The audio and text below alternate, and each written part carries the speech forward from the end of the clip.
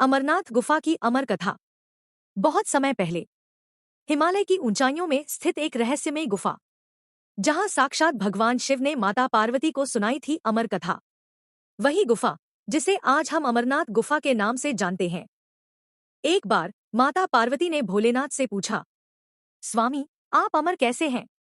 शिवजी मुस्काए और बोले, हे गौरी, तुम मेरी अर्धांगिनी हो। तुम्हें अमरता का रहस्य जानने का अधिकार है।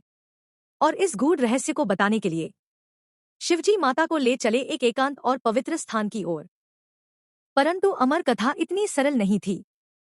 इस कथा को सुनने से पहले शिवजी ने अपने प्रिय नंदी बैल को छोड़ा, चंद्रमा को त्यागा, गंगा को विदा किया, सांपों को उतारा और यहाँ तक कि अपने पुत्र गणेश को भी पीछे छोड़ आए। और अंत में पहुंचे उस पवित्र गुफा में, जहां केवल दो ही आत्माएं थीं, एक शिव और एक पार्वती। शिवजी ने कथा आरंभ की, एक एक रहस्य खोला।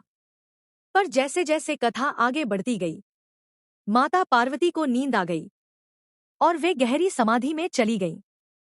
किंतु शिवजी को लगा कि पार्वती कथा सुन रही है, क्योंकि हर थोड़ी देर में हुंकार की आवाज आती थी।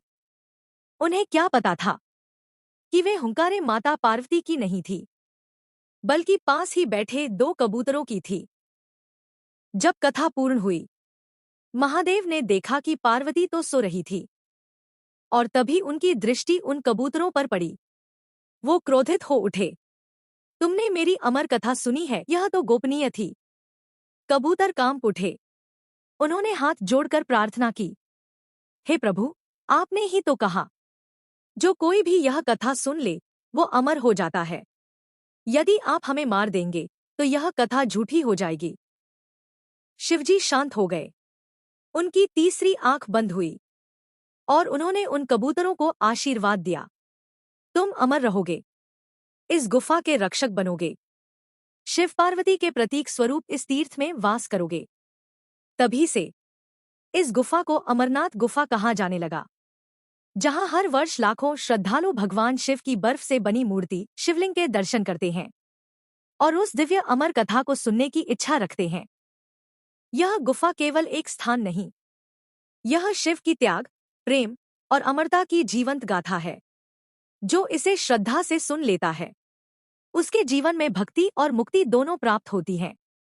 ओम नमः शिवाय। आइए हम सब भी मन में शिव नाम का स्मरण करें और उस अमर कथा का आशीर्वाद पाएं, जो स्वयं शिव ने माता पार्वती को सुनाई।